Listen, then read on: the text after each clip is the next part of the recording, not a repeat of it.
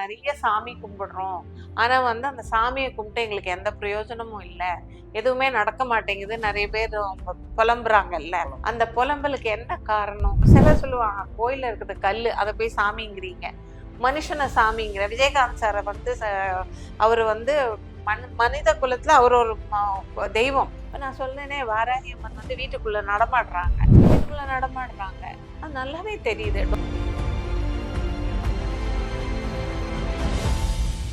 பெண்கள் நிறைய அவநம்பிக்கைகளோட வாழ்ற பெண்கள் நிறைய பேர் இருக்காங்க. கணவனை இழந்தவங்க, அந்த மாதிரி அவங்களுக்கு நான் சொல்ற விஷயம்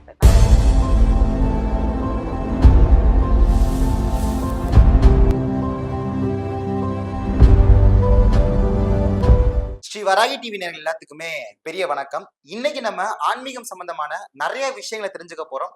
ஸோ நம்ம கூட அதை பத்தி பேசுறதுக்கு இணைஞ்சிருக்கக்கூடிய ஒரு சிறப்பு விருந்தினர் தான் சாந்தி வில்லியம் அம்மா அவர்கள். அம்மா நல்லா இருக்கீங்களா? வணக்கம், நல்லா இருக்கேன். உங்களை நாங்க சினிமால பார்த்திருக்கோம், சீரியால பார்த்திருக்கோம். ஸோ அதுல பார்த்த சாந்தி மேம் வேற. ஸோ இப்ப நீங்க உங்களுடைய ஆன்மீகம் அந்த பாதையில எப்படி மேம் இருக்கீங்க? சேலத்துல குகை காட்டு முனியப்பன் ஒருத்தர் இருக்காரு. அப்போ எங்க தெரிஞ்ச ஒருத்தங்களுக்கு அவங்க ஏதோ ஜுவல்லரி எல்லாம் கொடுத்துட்டு ரொம்ப நாளா இழுத்தடிச்சுக்கிட்டே இருந்தாங்க, கிடைக்கவே இல்லை. அப்படின்னா அப்ப ரீசெண்டா தான் நான் இந்த யூடியூப் சேனல்ல தான் அந்த சாமி பத்தி படிச்சேன். அப்ப நான் சொன்னேன், உங்களுக்கு நம்பிக்கை இருந்தா நீங்க அதை பண்ணுங்க. வாழ்க்கையில முதல் விஷயம், இப்ப நீங்க கேட்டீங்க இல்லையா ஒரு கேள்வி, என்ன அதாவது நாங்க நிறைய சாமி கும்பிடுறோம். ஆனா அந்த சாமியை கும்பிட்டு எங்களுக்கு எந்த பிரயோஜனமும் இல்ல, எதுவுமே நடக்க மாட்டேங்குது. நிறைய பேர் அவங்க புலம்புறாங்கல்ல. அந்த புலம்பலுக்கு என்ன காரணம் சொல்லுங்க? என்ன காரணம்? அதுதான் மேம், அது என்னவா இருக்கும்? ஏன்னா சில பேருக்கு நடக்குதுன்னு சொல்றாங்க. வாழ்க்கையில என்ன வேணும்? முதல்ல நமக்கு என்ன வேணும் சொல்லுங்க? சந்தோஷம். சந்தோஷம் கிடையாது, நம்பிக்கை வேணும். நம்பிக்கை. நம்பிக்கைங்கிற ஒரு விஷயம் இருந்தாதான் இந்த உலகத்துல நம்மளால எல்லாத்தையுமே பண்ண முடியும். அந்த நம்பிக்கை இல்லைன்னா உலகத்துல நம்மளால எதுவுமே பண்ண முடியாது. நீங்க எந்த சாமிய போய் நீங்க கோவில்ல கும்பிட்டாலும் அந்த சாமி நீங்க நம்பிக்கையோட, அதான் நீ இங்க இருக்கே, உன்னோட சக்தி இருக்கு, நீ எனக்கு இந்த வரத்தை கொடு, எனக்கு நீ இதை செய், நான் உனக்கு சொல்ல வேண்டாம் எனக்கு என்ன பிரச்சனை. தெய்வங்கள்கிட்ட நம்ம போய் நம்ம பிரச்சனையை சொல்லக்கூடாது. அவங்களுக்கே தெரியும் நம்ம என்ன பிரச்சனைக்காக அந்த பிரகாரத்துக்கு வந்திருக்கோம்னு. அந்த தெய்வங்களை ஒரு சிலர் சொல்லுவாங்க, கோயில்ல இருக்குது கல்லு, அதை போய் சாமிங்கிறீங்க. மனுஷனை சாமிங்கிற விஜயகாந்த் சாரை அவரு மனித குலத்துல அவர் ஒரு தெய்வம், தெய்வமா வாழ்ந்தவர் தான். அவர் போயிட்டாரு. அப்போ கிண்டலா ஒருத்தர் கேட்டாரு, என்ன அவரையெல்லாம் போய் தெய்வம்ன்றீங்களா? அவரெல்லாம் அப்படி கிடையாது. அது ஒரு நம்பிக்கை. சாமிய தெய்வங்களை கும்பிட போனா அந்த முழு மனதோட அந்த அம்மாவை கும்பிடுறதோ இல்ல முருகனை கும்பிடுறதோ யாரை கும்பிட்டாலுமே நீ நம்பிக்கை இருந்தா மட்டும்தான் அந்த இடத்துல உங்களால வாழ முடியும். உங்களுக்கு நம்பிக்கையே இல்லாம ஏதோ சாமி கோயிலுக்கு போறோம், ஏதோ வேண்டுறோம், சாமியை வேணா கிடைக்கும், அந்த மாதிரி ஒரு அவநம்பிக்கையோட நம்ம போகக்கூடாது. கோவில்களுக்கு போகும்போது முக்கியமா அந்த இடம் அவ்வளவு பாசிட்டிவான ஒரு இடங்கள். அங்க போகும்போது நம்மளுடைய எண்ணங்களும் பாசிட்டிவா இருக்கணும். நம்மளோட எண்ணம், மனசு, உடல், ஆத்மா, ஆவி எல்லாமே அந்த ஒரு நம்பிக்கை இருந்தா மட்டும்தான் அந்த தெய்வங்கள் உங்களுக்கு செய்யும். இல்ல நீங்க நம்பிக்கையே இல்லாம எங்க போயிட்டு வருவோம் அப்படின்ற ஒரு மாதிரி போனீங்கன்னா அது ஒண்ணுமே நடக்காது. முதல்ல நம்புங்க, கடவுளை நம்புங்க. இன்னைக்கு என்னோட வாழ்க்கையில நான் நிறைய விஷயங்கள் நான் அனுபவத்துல பட்டது கடவுள் மட்டும்தான். நான் மனசார ஒரு 5 நிமிஷம், கடவுளை ஏன் என்னை இப்படி உட்கார வச்சிருக்கேன்? சில நேரங்கள்ல வேலை இல்லாம நம்ம வீட்டுல உட்காரும் போது, பணத்துக்காகன்னு மட்டும் இல்ல, நம்ம வீட்லயே உட்கார்ந்து இருக்கோம். நமக்கு வேலைக்கு போய் பழகுனவங்களுக்கு நம்மளால வீட்டுல உட்கார முடியாது. அப்போ ஒரு 10 நாள் நம்ம சும்மா உட்காந்துட்டோம்னா என்ன யோசிப்போம்? அடடா, நம்ம இப்படி உட்கார்ந்து இருக்கோமே, நமக்கு வேலை இல்லையே, கடவுளே என்ன அப்படின்னு எங்க வீட்டு கிருஷ்ணன்ட்ட போய் கேட்பேன், கிருஷ்ணா வேலை தர மாட்டியா, ஏன் என்ன இப்படி உட்கார வச்சிருக்கேன்னா. மதர் கிட்ட கேட்பேன், மதர் என்ன எனக்கு வேலை தர மாட்டீங்களா, என்ன இப்படி உட்காருன்னா அடுத்த நாள் எனக்கு போன் வரும், மேடம் உங்களுக்கு இந்த சீரியல் மேடம் நீங்க இந்த கேரக்டர் பண்றீங்க அப்படின்னு சொல்லி பேசி. இப்ப ரீசெண்டா கண்மணி அன்புடன் கூட நான் மதர் கிட்ட சண்டை போட்டதுக்கு மறுநாள் தான் எனக்கு அந்த அந்த விஷயம் வருது. ஏன்னா நம்பிக்கையோட பண்றேன். அவங்கள நான் திட்டினேனோ இல்ல எதை சொல்றேனோ அவங்க எனக்கு அதை கொடுக்குறாங்கல்ல, அந்த நம்பிக்கை அவ கொடுப்பா அப்படிங்கிற ஒரு நம்பிக்கை. சொல்லப்போனா மதர் 4 இதை சேர்ந்தவங்க. மகாகாளி, பராசக்தி, மகாலட்சுமி, மகா சரஸ்வதி 4 உருவம் சேர்ந்ததுதான் மதரு. ஓ. அவங்க வந்து அவங்களுடைய ஜனனம் எடுத்தது எப்படின்னா, அவங்க வந்து மீரான்னு ஒரு கேரக்டர் இருந்தது இல்லையா? கிருஷ்ணனையே லவ் பண்ணிக்கிட்டு கிருஷ்ணனையே லவ் பண்ணிக்கிட்டு ஒரு அம்மா இருந்தாங்க இல்லையா? ஆமா. ஆனா அவரு அவங்கள மணக்கல. ம். அவங்க தனிமையா தான் வாழ்ந்தாங்க. அந்த மீரா தான் இந்த மதர். அப்படிதான் அவங்க வந்து இந்த இடத்துக்கு வந்து சேர்ந்தாங்க. பிரான்ஸ்ல இருந்த ஃபாரின் லேடி இங்க வந்து சேர்ந்து ஒரு அம்மாவா, தெய்வமா காட்சி குடுத்தது அதான். அதனாலதான் அவங்க சமாதிக்கு போய் நீங்க என்ன நினைச்சு கேட்டாலுமே உங்களுக்கு வந்து அம்மா அதை நடத்தி கொடுப்பாங்க. என் வீட்டுல இருக்கிற ஆத்தாவே ஒருத்தர் காலை கட் பண்ணோன்ட்டாங்க. கட் பண்ணாம நீங்க வேண்டிட்டு போப்பா தம்பி, ஒரு இது மட்டும் ஊதுவத்தி மட்டும் ஏத்திட்டு போனேன். ஏத்திட்டு போனா அவர் நல்ல கால் குணமாயி ஊருக்கு போயிட்டு அதுக்கப்புறம் ரொம்ப நாள் கழிச்சு அவர் இறந்தார். இந்த மாதிரி நம்பிக்கைகள். ம். அந்த நம்பிக்கை இல்லாம நீங்க கோயிலுக்கு போகாதீங்க. கண்டிப்பா. நீங்க சொல்லும்போது நான் ஒரு விஷயம் நோட் பண்ணேன். ஆ, நான் வந்து அம்மா கிட்ட எப்படி பேசுவேன், கிருஷ்ணர் என்ன கிருஷ்ணா நான் இப்படி கொடுக்க மாட்டேன் அப்படின்னு நான் நீங்க பேசும்போது அது ஏதோ உங்க குடும்பத்துல ஒரு ஆளா ஒரு உரிமையா ஆமா. நீங்க அந்த அளவுக்கு கண்டிப்பா. நம்புறீங்கன்ற விஷயம் தெளிவாவே தெரிஞ்சு. கண்டிப்பா, கண்டிப்பா. ஏன்னா இப்ப கிருஷ்ணன் வந்து குழந்தை. அவன்ட்ட நான் சண்டை போடுறதுல தப்பு ஒண்ணும் இல்லையே. என்ன அவன்ட்ட சண்டை போடுறதுல தப்பு ஒண்ணும் இல்ல. உனக்கு வேண்டதெல்லாம் நான் செய்றேன். ஆனா நீ என்ன பண்ணுவ? என்ன உட்கார வைக்கிறியே? ஏன் உட்கார வைக்கிற? எதுக்கு உட்கார வைக்கிற? நீ வந்து என்ன பார்த்துட்டே இருக்கணும்னு நினைக்கிறியா வீட்டுக்குள்ளேயே? உன்னை என்னால பார்த்துட்டே இருக்க முடியாது. நான் வெளில போணும். எனக்கு ஷூட்டிங் போணும். அப்படின்னு சொல்லுவேன். அது சிரிக்கிற மாதிரியே தோணும் எனக்கு. அவன பார்த்தா சிரிக்கிற மாதிரியே தோணும். இது விட்டுட்டு நாங்க எர்ணாகுளம் போனோம். என் ஹஸ்பண்டுக்கு ஒரு அவார்டு இருந்தது. அது வாங்குறதுக்காக எர்ணாகுளம் போயிட்டு ஏர்போர்ட்ல வந்துட்டு இருக்கோம். ஏர்போர்ட்டுக்குள்ள நுழைஞ்ச உடனே இன்னும் ஒரு 45 மினிட்ஸ் இருக்கு செக்இன் பண்றதுக்கு அப்படின்னாங்க. ஓகே சரின்னு சொல்லி நாங்க அப்படியே சுத்திட்டு பிரேக்ஃபாஸ்ட் சாப்பிட்டு இப்படி நடந்து வரும்போது பார்த்தா ஒரு கடை, ஆன்டிக் ஷாப் ஒண்ணு. அத பார்த்த உடனே வெளியில எல்லாம் ஃபுல்லா கிருஷ்ணனா வச்சிருந்தாங்க. எல்லா கிருஷ்ணனையும் பார்த்து உள்ளுக்கு இப்படி எட்டி பார்த்தேன். பார்த்த உடனே அங்க ஒரு குழல் ஊதும் கிருஷ்ணன் ஒருத்தர் இருக்காரு. அவர பார்த்த உடனே எனக்கு அப்படியே ஒரு மாதிரி வா வா வா வா என்ன கூப்பிட்டுக்கோ அப்படிங்கிற மாதிரி இப்படி இப்படி கூப்பிடுற மாதிரி தோணுச்சு. தோணுனோடனே இது ரொம்ப விலை ஜாஸ்தியா இருக்கும் போல இருக்கே அப்படி சொல்லிட்டு நான் கிட்ட போய் கேட்டேன். எவ்வளவுப்பான்னு? 16,000 மேடம் அப்படின்னா. சரிப்பா நான் நெக்ஸ்ட் டைம் வரும்போது வாங்கிக்கிறேன் அப்படின்னு சொல்லிட்டு வெளியே வந்துட்டேன். அடுத்து என் பொண்ணு உள்ள போறா. அதாவது அவர் கூப்பிடுறாராம். அவர் சொல்றா அவர் கூப்பிடுறாரு என்ன. நான் போய் பார்த்துட்டு வரேன் அப்படி சொல்லிட்டு உள்ள போனேன். இது என்னப்பா என்ன கூப்பிட்டாரா அடுத்து உன்னையும் கூப்பிட்டாரா அப்படி சொல்லிட்டு இவ கிட்ட போயிட்டு எவ்வளோன்னா 16,000 தான், பேக் பண்ணிடுங்க அப்படின்ட்டா. உடனே பைசா கட்டிட்டு எல்லாம் முடிச்சுட்டு அவரை தூக்கிட்டு கொண்டு வந்து இப்ப வீட்டுல வச்சிருக்கோம். அவரை பாத்தீங்கன்னா ஏதாவது நம்ம சொல்ல போனோம்னா சிரிப்பாரு. இது வந்து நம்மளுடைய உணர்வுகள் தான். நம்ம வந்து அவங்கள பாசிட்டிவா அவங்க நம்ம வீட்டுல ஒருத்தரா இருக்காங்க. இப்ப நான் சொன்னேனே வாராகி அம்மன் வந்து வீட்டுக்குள்ள நடமாடுறாங்க. அது நல்லாவே தெரியுது. டோர் திறக்கிறாங்க, மூடுறாங்க. நான் போய் பார்ப்பேன். என்ன டோர் இந்த நேரம் என்ன திறக்கிற மாதிரி சவுண்ட் வரும்னா பாப்பா ரூம் டோர் திறக்கும். வெளியில போய் பார்ப்பேன் நான். பார்த்து சரி அவ நடக்கிறா போல இருக்குன்ட்டு உள்ள போயிடுவேன். தண்ணி டேபிள்ல வச்சுட்டு உள்ள போயிடுவேன். அந்த மாதிரி நம்பிக்கை. இப்ப நீங்க ஒருவேளை தனியா இருந்தா கூட உங்களுக்கு தனியா இருக்கிறோன்ற ஒரு ஃபீலிங்கே உங்களுக்கு வராது. எனக்கு கிடையாது. எங்க வீட்டுல 1008 பேர் இருக்காங்க. எனக்கு எந்த பயமுமே கிடையாது. என்ன நீங்க கொண்டு போய் ஒரு நடுக்காட்டுல விட்டா கூட என்னை சுத்தி எல்லா அம்மாமாரும் நிக்கிறாங்க. வாராகி அம்மன், இந்த அம்மன், அந்த அம்மன், எல்லா அம்மனும் சேர்ந்து ஒரு 108 அம்மன் நிக்கிற மாதிரி தான் தோணும் எனக்கு. நான் எங்கேயுமே தனியா போக மாட்டேன் தம்பி. எங்கேயுமே தனியா போக மாட்டேன். அப்படிதான் ஒரு ஒரு ஒரு 8 வருஷமா தான் எங்க போனாலும் ராத்திரி 12 மணி 1 மணிக்கு பேக் எல்லாம் தூக்கிட்டு ஏர்போர்ட்ல போய் உட்காந்து போய் இறங்குவேன். நான் போற ரோடெல்லாம் காடு. எதையுமே நான் யோசிக்க மாட்டேன். ஏதோ ஒரு சாமி இருப்பாங்க. 3 மாசம் ஐயப்பனுக்கு மாலை போட்டிருந்தேன். 3 மாசம் ஐயப்பனுக்கு ஜோதி பார்த்துட்டு தான் மாலை கழட்டினேன். சாமி கும்பிட்டுட்டு மாலை கழட்டிட்டேன். அதுக்கடுத்து இப்ப அம்மாவுக்கு திரும்ப போட்டுட்டேன். அந்த மாதிரி தெய்வங்கள் நம்ம கூட இருக்காங்கிற ஒரு நம்பிக்கை எல்லாருக்குமே வரணும். சூப்பர். ரொம்ப சந்தோஷம். உங்ககிட்ட பேசுறது வந்து எனக்குள்ள நிறைய ஒரு பாசிட்டிவான விஷயங்கள்லாம் வந்துச்சு. நானும் தொலைஞ்ச பொருள்லாம் தேடி இருக்கிறதுக்கு நிறைய விஷயங்கள்லாம் நீங்களா சொன்னீங்க. இந்த அம்மா அந்த அம்மா அவ்வளவு விஷயங்கள் சொன்னீங்க. எனக்கு ரொம்ப புது அதான் விஷயமா சொல்லேனே இருந்துச்சு. இந்த குகை காட்டு முனியப்பன் கூட அந்த அம்மா ஒண்ணுமே இல்ல. துணி இல்ல, வெள்ளை துணி.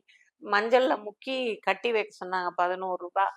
நான் சொன்னேன் என்னங்க போய் வெள்ளை துணி இல்லைங்கிறீங்க, வீட்டுல போய் தேடி பாருங்க. அப்புறம் நான் என்னோட டச் அப் கிளாஸை கிழிச்சு 2 பேருக்கும் கொடுத்தேன். அவங்களுக்கு கொஞ்சம் காசு வந்துருச்சு, இவங்களுக்கு எல்லா நகையும் வந்துருச்சு.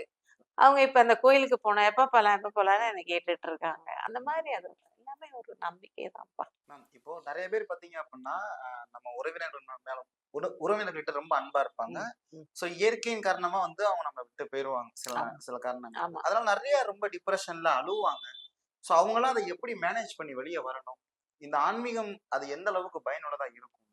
அதாவது முதல்ல நான் என்ன சொல்லேன்னா, இந்த ஆன்மீகம்ங்கிற ஒரு விஷயமே வந்து பெரிய விஷயம். இன்னைக்கு பார்த்தீங்கன்னா, ஃபாரின் கண்ட்ரீஸ்ல வந்து நெறைய ஃபாரினர்ஸ் வந்து நம்ம இந்தியன் கேர்ள்ஸ தான் கல்யாணம் பண்றாங்க. ஏன் ஏன்? ஆ என்னன்னா, இங்கத்த கலாச்சாரம் அங்க போகுது. ம், இங்கத்த கலாச்சாரம் அங்க போகுது. நான் ட்ரெயின்ல டிராவல் பண்ணும்போது, ம், எனக்கு மேல பர்த்ல ஒரு ஃபாரினர் பையன் படுத்திருந்தான். ம், அவன் வந்து கேட்குறான், எனக்கு எங்க வெஜிடபிள் ஃபுட் கிடைக்கும் அப்படின்னு. ம். அப்புறம் எனக்கு ஆர்டர் பண்ண ஃபுட்டுல அந்த பையனுக்கு நான் ஷேர் பண்ணி குடுத்தேன். அந்த மாரி வந்து அவன் சொன்னான், "now I am in a spiritual life." ஓ! அப்படின்னும்போது அவங்க மாறுறாங்க. நம்ம மாறல. நம்ம வந்து அந்த கல்ச்சருக்குள்ள போய்க்கிட்டு இருக்கோம். ம், அதாவது ஃபாரின் கல்ச்சருக்குள்ள நம்ம போய்க்கிட்டு இருக்கோம் இந்தியன்ஸ். ஆனா ஃபாரினர்ஸ் வந்து நம்மளோட இந்தியன் கல்ச்சருக்குள்ள வந்துகிட்டு இருக்காங்க. ஸ்பிரிச்சுவல நோக்கி வந்துட்டு ஆமா, இருக்காங்க. ஸ்பிரிச்சுவல நோக்கி அந்த ம், மாதிரி வந்துகிட்டு இருக்காங்க. இன்னொன்னு, பெண்கள் வந்து நெறைய அவநம்பிக்கைகளோட வாழ்ற பெண்கள் நெறைய பேர் இருக்காங்க. கணவனை இழந்தவங்க அந்த மாதிரி. அவங்களுக்கு நான் சொல்ற விஷயம் வந்து நம்பிக்கை இழக்காதீங்க. நம்புங்க. ம், எங்களால முன்னுக்கு வர முடியும் அப்படின்ற ஒரு நம்பிக்கை அவங்க மனசுல வந்தானா டெஃபினட்டா அவங்களால முடியும். அதே மாரி ஒருத்தர் இறந்துட்டாங்க. குடும்பத்துல ஒருத்தர் இறந்து போயிட்டாங்க. நம்ம வந்து 24/7 அவங்களையே நினைச்சு அழுதுகிட்டு இருப்போம். ஆனா, ஒரு ஆத்மா இப்போ ஒரு சோல் வந்து இப்ப என் வயித்துல பொறக்குது அப்படின்னா, தொப்புள் கொடி அறுத்ததோட நீ யாரோ, நான் யாரோ, பெத்தவ யாரோ, புள்ள யாரோ.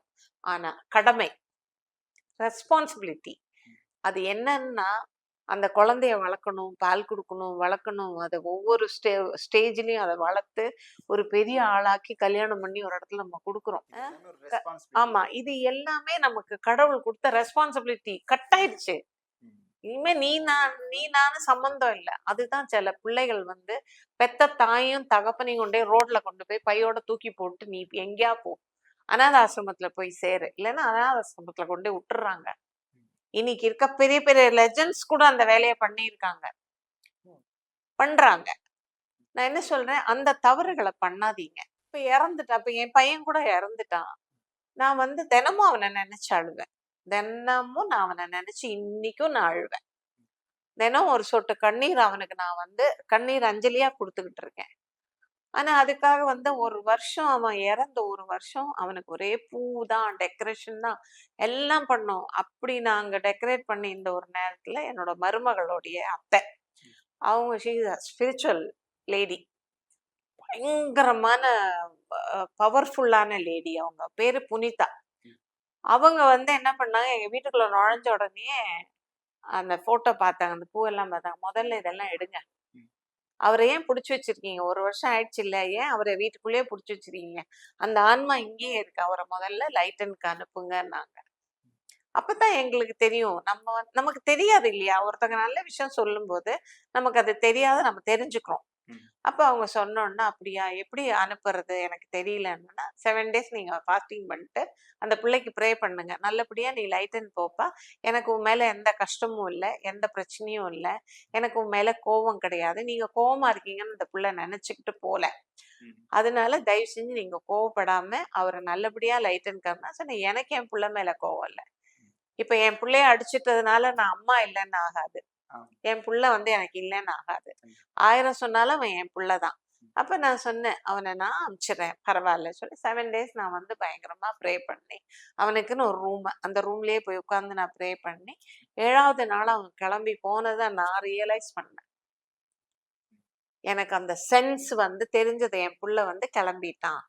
ம். அப்படிங்கிற ஒரு விஷயம் எனக்கு தெரிய வந்தது. தெரிய வந்தோனே நேரா அந்த சோல் என்ன பண்ணிருக்கு, இந்த புனிதா கிட்ட தான் போயிருக்கு. ம்.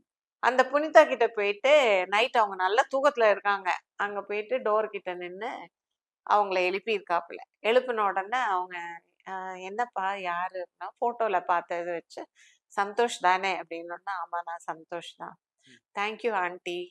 நீங்க நல்ல ஒரு வழி எனக்கு காட்டுனீங்க என் அம்மாட்ட சொல்லி. என் அம்மா சந்தோஷமா என்ன அனுப்பினாங்க. நான் அந்த மாரி போறேன்." ம்.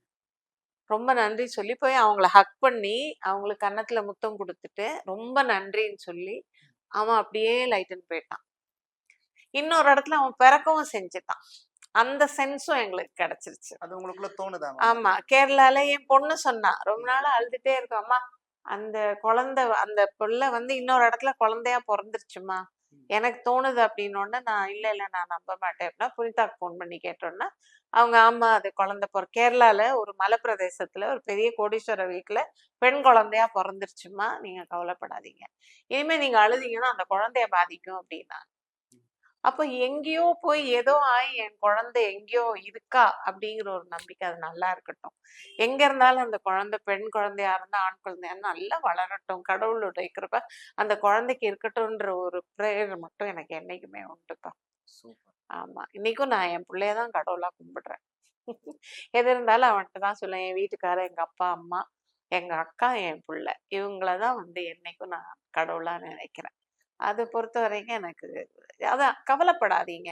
அந்த சோலை வந்து நம்ம பிடிச்சு வைக்க கூடாது. அந்த சோலை நம்ம பிடிச்சு வச்சோம்னா அதனால நமக்கு கஷ்டங்கள் வரும்.